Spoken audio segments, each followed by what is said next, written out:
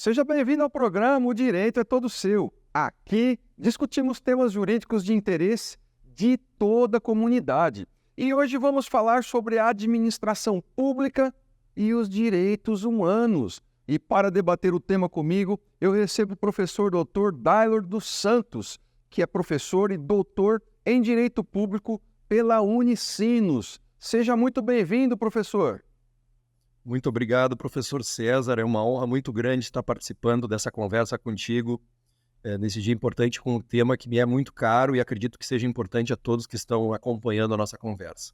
Sem dúvida, a honra aqui é toda nossa em recebê-lo, né? O senhor que está aí à distância, no Rio Grande do Sul, professor da Unicinos, que a gente tem um carinho muito grande, né, pela universidade, e eu tenho certeza que quando o tema é direitos humanos, isso interessa para todo mundo, para todos os nossos telespectadores, para todas as nossas telespectadoras. E eu vou começar com uma pergunta, assim que a gente, como nós aqui também temos um grande carinho pela Unicinos, eu queria te perguntar, como você conheceu a FIB? Como que está esse seu contato com a nossa faculdade, com as nossas faculdades integradas de Bauru aqui?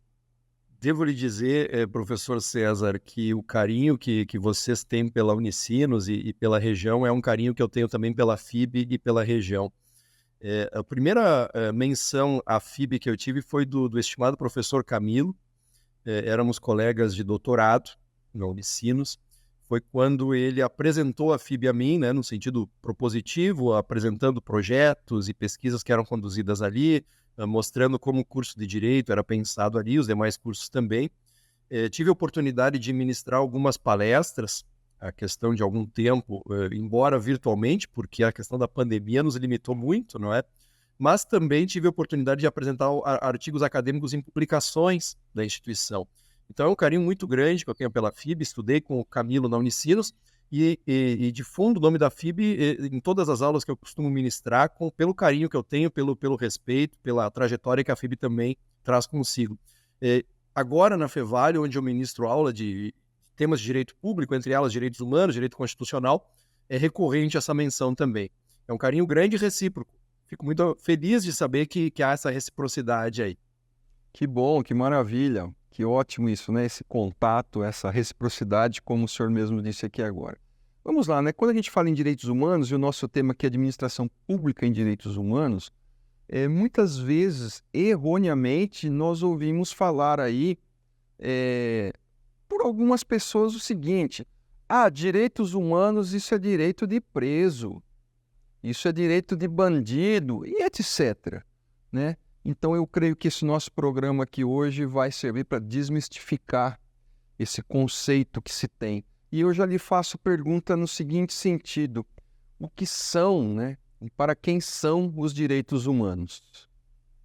É excelente a gente partir, professor César, desse tipo de incômodo que o senhor tão bem lançou aqui, porque quando a gente fala em direitos humanos, principalmente agora nessa sociedade em rede, é muito comum encontrarmos essas notícias ou informações equivocadas vinculando esses direitos humanos que são tão caros a todos nós a um certo grupo de pessoas ou insistindo que os direitos humanos estão ligados à proteção de certas pessoas e não de todos, né?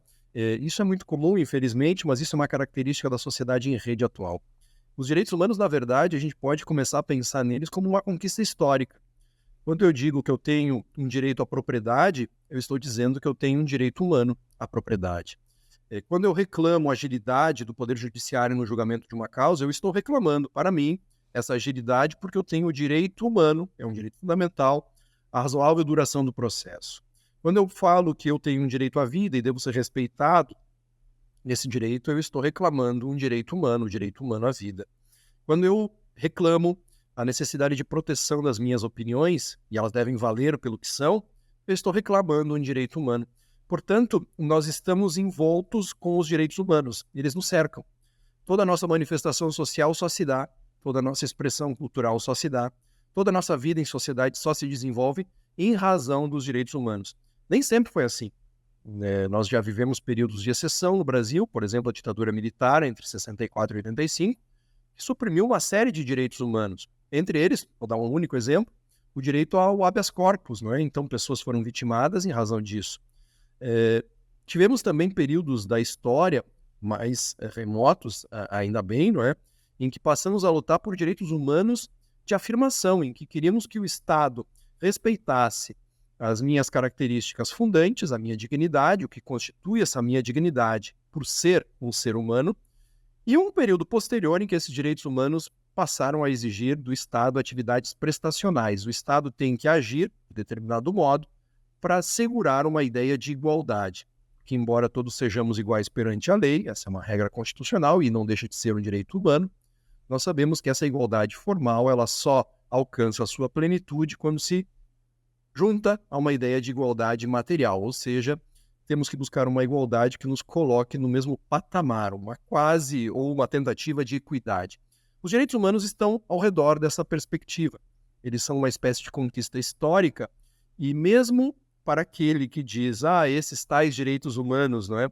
Ele só pode se opor aos direitos humanos porque, sem querer ou sem pensar neles, os defende ou os retoma como um direito de se opor, de contestar, de se expressar. Os direitos humanos, portanto, são constitutivos e característicos da própria humanidade. E o paradoxo muito claro disso eles valem apenas e unicamente por uma característica que nos torna todos iguais. Nós somos seres humanos. Essa humanidade é uma característica fundante e que nos obriga. Podemos até debater sobre perspectivas éticas dos direitos humanos, o que nos levam a obedecê-los, uma questão do multiculturalismo, problemas que envolvem outros estados com outras realidades culturais, não é essa dificuldade, mas o fato é que nós temos uma teia de direitos humanos que nos alcança e que exige o nosso olhar atento e uma contínua proteção.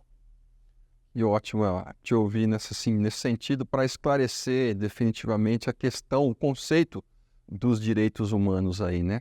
E uma questão, o senhor falou aqui, professor Dailor, de direitos humanos, etc. E quando a gente fala em direitos, o direito e direitos humanos, surge aí, evidentemente, nós somos uma sociedade que convivemos em face de um Estado, que nos impõe uma série de regras e tudo mais. Especificamente aí, em relação aos direitos humanos, o Estado deve assegurar e implementar os direitos humanos? Sem dúvida nenhuma, o Estado, que é uma criação moderna, é uma criação historicamente recente, a figura do Estado, ele é pensado a partir dessa racionalidade. O Estado, seja numa ideia de contrato social, seja numa ideia de surgimento natural desse Estado, não é? Em todos os casos em que a gente pensa no Estado, ele surge como um garantidor, porque ele toma para si algum monopólio, não é? Por exemplo, quem aplica a justiça é o Estado. Quem tem o monopólio da punição é o Estado. Quem exerce prioritariamente questões envolvendo educação, questões envolvendo oferta de serviços de saúde e outros mais, a própria segurança pública é o Estado. Pressupõe-se, portanto, que o Estado, intrinsecamente compreendido como um prestador de serviços, ele deve garantir e ele deve pautar sua ação a partir dos direitos humanos. É importante compreender também que, se no início os direitos humanos eram vistos como uma espécie de pleito, de apelo para que valores mínimos fossem observados, avançamos dentro do Estado social, e o Brasil é um Estado que pode ser compreendido desse modo, para que o Estado, então, preste alguns direitos, trabalhe na promoção desses direitos e influencie propositivamente a preservação desses direitos. O Estado é o agente por excelência na prestação dos direitos humanos. Isso não significa que os particulares também não devam observar os direitos humanos, porque os direitos humanos, esse é um paradoxo, né? Eles são feitos e pensados a partir dos seres humanos. Então, a amplitude dos direitos humanos se alça a toda a sociedade. Como um corpo social, nós precisamos desses direitos para exercermos valores mínimos, para termos a nossa dignidade plena, mas é do Estado que se espera uma atuação propositiva e maior nessa promoção e defesa dos direitos humanos. É isso aí. Uma outra situação, a gente fala muito do Estado, essa questão do Estado em referência aos direitos humanos e tudo mais. Uma questão aí que eu lhe indago, o Estado, ele pode regular aí toda a vida social? É muito interessante pensar os direitos humanos a partir disso, porque, obviamente, o Estado ele vai ter uma série de limites A pretensão de regular a vida social é uma pretensão que a história já demonstrou que sempre vai ser insatisfatória. Não é possível que o direito atinja, por meio da regulação ou da norma escrita, todos os recantos da vida social. De todo modo, o Estado, na sua regulação, ainda que não possa tudo regular e tudo alcançar, deve pensar a regulação a partir dos direitos humanos. Nós temos problemas muito sensíveis aqui no Brasil envolvendo essa questão. Por exemplo, a questão agora trazida junto ao Supremo Tribunal Federal da limitação da liberdade de expressão a partir do combate à disseminação de fake news nas redes sociais.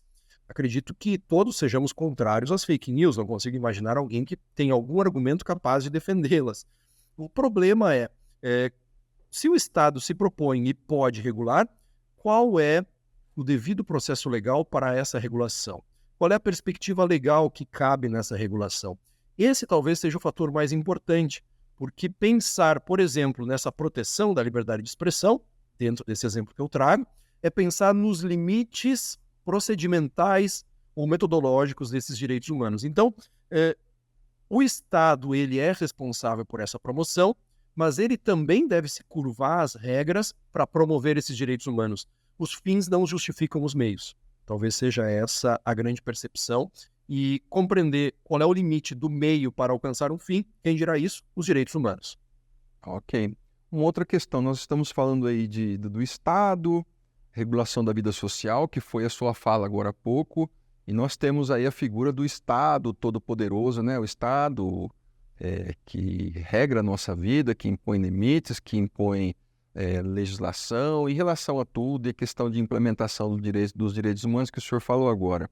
E eu penso que tudo existe limites. Para o cidadão existem limites, evidentemente, e se há limites para o cidadão, para todo e qualquer cidadão, seja um cidadão simples, ou seja o presidente da República aqui no nosso país, seja lá quem ele for, ele tem limites.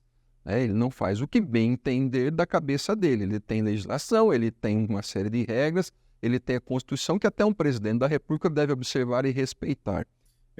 A questão da fixação de limites para o Estado, ela é muito importante, as tuas observações são muito pertinentes, precisamente porque, já que o Estado ele tem o afã, o desejo e busca regular a vida social a partir da preponderância na elaboração das normas jurídicas, muitas vezes a gente confunde o direito com a lei, né? Embora o direito seja muito mais, mas a lei talvez seja a grande fonte do direito, né? Entre as fontes possíveis. Nesse caso, o Estado ele vai ter como limite a ordem instituída. Por isso que nós temos que estar muito atentos a anúncios de mudanças da Constituição, a emendas à Constituição, para que isso não subverta o espírito da própria Constituição. A Constituição Federal na perspectiva dos direitos humanos, um documento fundante, um pacto muito importante na promoção e proteção dos direitos humanos. Aquele que detém o poder, aquele que ocupa cargos de gestão pública, aquele que ocupa cargos de natureza política, eu não estou falando só aqueles de natureza eletiva, né? Por exemplo, do poder legislativo, falo também de cargos políticos junto ao poder judiciário, porque o ato de julgar é um ato político, já que é elaborado e programado a partir do Estado juiz. Então, a Constituição é um limite. Nem tudo pode o gestor do poder, portanto, nem tudo pode o Estado. O que o Estado pode é apenas e tão somente aquilo que a Constituição fixa.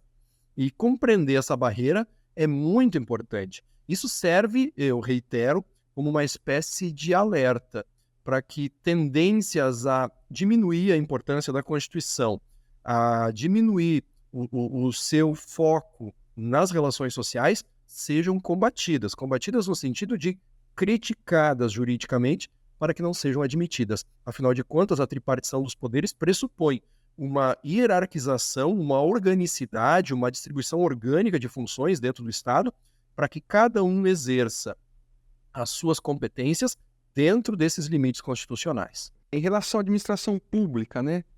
Qual é o papel da nossa administração pública aí na questão da promoção dos direitos humanos?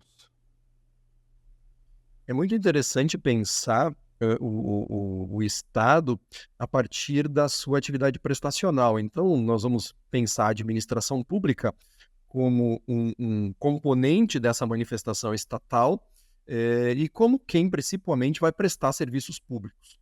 A administração pública, nesse sentido, ela presta serviços públicos, mas junto a isso, ela vai ter um poder que classicamente se dá a ela, que é o chamado poder de polícia. Aquela perspectiva do administrador, por exemplo, fiscalizar estabelecimentos comerciais, admitir concessões, fornecer alvarás de funcionamento, de localização, sabemos muito bem disso.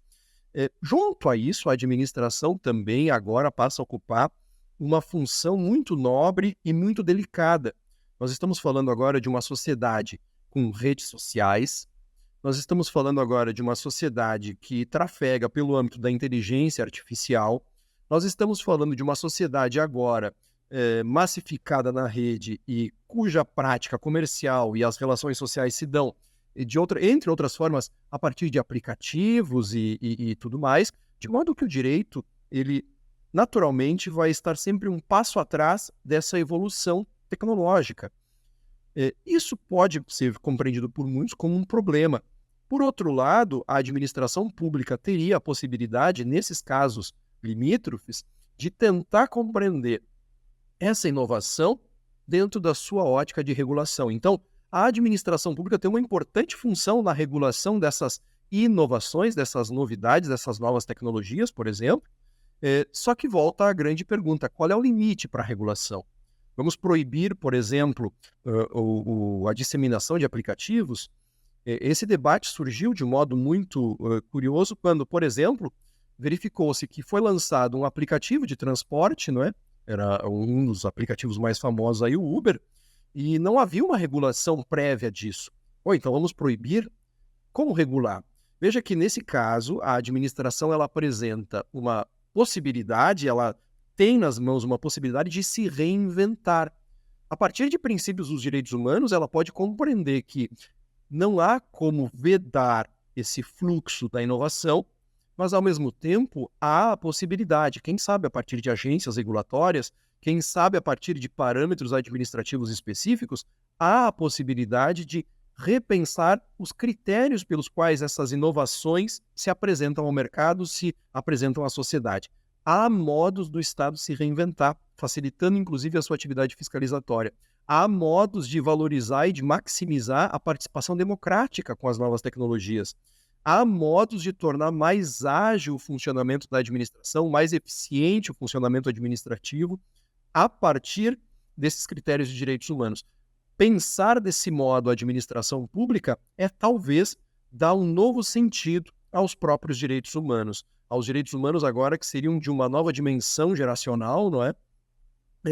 Pensados a partir desse novo tempo, dessa pós-modernidade que lança tantos desafios ao nosso mundo, que nos exige um olhar mais atento, mais direcionado, mais cuidadoso. A administração teria, ou deveria ter, não é? Essa percepção de que ela tem uma importância, um papel muito nobre nessa regulação. E estar aberta a essa inovação também. Claro, estar aberta à inovação pressupõe, por outro lado, que eu compreenda que essa inovação parte da sociedade e dirige-se para a sociedade. O Estado não pode, portanto, atravancar isso, ser um empecilho, ser uma espécie de vedação a essa inovação. Muito pelo contrário, ele deve apenas interferir negativamente nesses casos quando ele detecta, de um modo correto, adequado, por meio de instâncias competentes, eventuais lesões aos direitos humanos. Creio que desse modo, compreendida a administração, a gente poderia inovar muito na percepção e proteção dos direitos humanos. Professor Dailo, eu sei que o senhor é um estudioso na área de direitos humanos e eu quero te fazer uma pergunta de ordem muito pessoal, né? A nossa temática aqui, como eu disse, é administração de direitos humanos. O que eu quero lhe perguntar é o seguinte: em relação ao nosso país, o Estado, o Brasil, a administração pública, o Estado e tudo mais, ao seu ver, nós estamos a que distância de uma implementação dos direitos humanos? Nós estamos bem, nós estamos mal, nós estamos mais ou menos, nós estamos muito distantes, nós estamos perto. Qual é a sua percepção em relação a isso? Eu lhe agradeço por essa pergunta, porque é uma provocação muito interessante.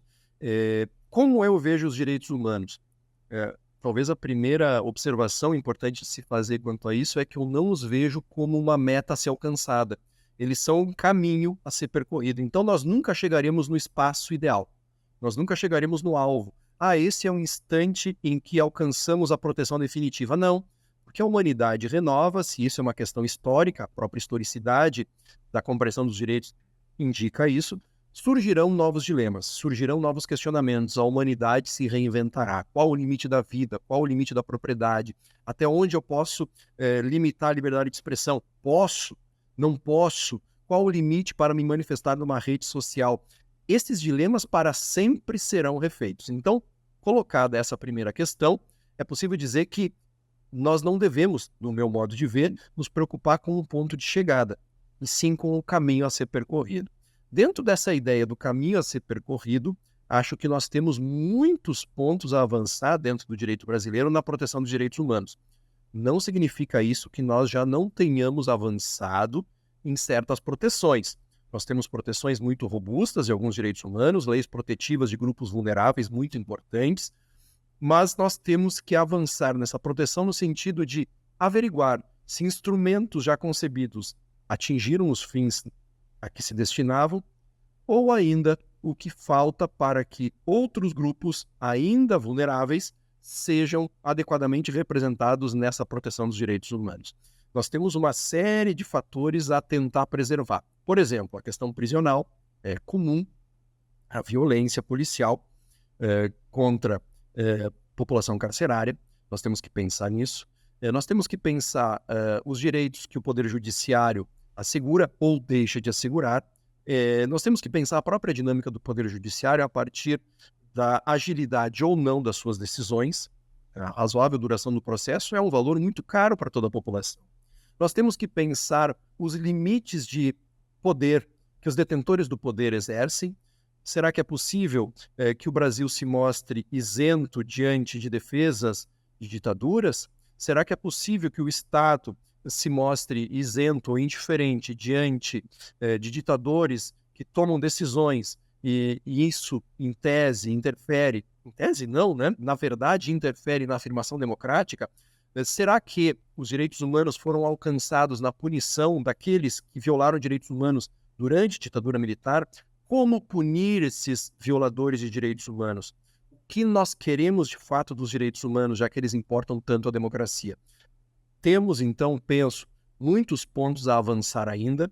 Temos, sim, que pensar a estrutura administrativa para dar proteção a esses direitos humanos, embora já tenhamos avançado. Avançar nesses pontos não significa chegar no ponto de chegada, não significa cruzar a linha de chegada, não é? Significa apenas repensar o caminho, tornar esse caminho mais sólido e não tão pedregoso, não tão difícil, tornar esse caminho mais palatável, mais agradável para o olhar protetivo dos direitos humanos. O que há que nós temos de tanta dificuldade em proteger a Constituição Federal? Temos que pensar nisso. Como pensar em instrumentos de contenção do poder, como punir a corrupção e, ao mesmo tempo, preservar o contraditório. Nós temos que avançar dentro dessas questões. Que bom. Pensar dessa forma nos leva a uma reflexão, né? E, infelizmente, nós estamos aí chegando no final do programa. Nós temos um tempo de TV, né? Que também, como nós falamos muito de limites, nós também temos o limite do nosso tempo de TV e a gente vai respeitar aqui. Mas eu queria lhe agradecer, professor Dailor, pelas informações, pelas reflexões deixadas nesse programa para o nosso telespectador, para a nossa telespectadora. Gostaria também de desejar a todos vocês aí no Rio Grande do Sul muita saúde, muita paz, né, as bênçãos de Deus aí em cima de vocês depois dessa catástrofe toda aí, que vocês consigam tocar a vida de forma maravilhosa daqui para frente, viu? Te agradeço demais. César, muito obrigado pelas gentis palavras. A situação que nós enfrentamos aqui no Rio Grande do Sul, elas são um exemplo muito claro da importância dos direitos humanos. Nós tivemos certos grupos que viviam à margem da sociedade, nós sabemos do que eu falo, não é? Foram eles prioritariamente atingidos pelas cheias. É papel do Estado pensar nessas pessoas, é papel do Estado pensar nessa multidão de pessoas que esteve sujeita a essa intempérie.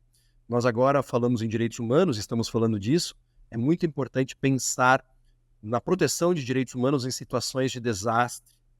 Porque esse exemplo do Rio Grande do Sul, embora tenha acontecido aqui, e todos desejamos que nunca ocorra nem aqui, nem em um outro local do planeta, infelizmente a tendência, nós já sabemos, é repetir. Se não sabemos quando, não sabemos de que modo, não é?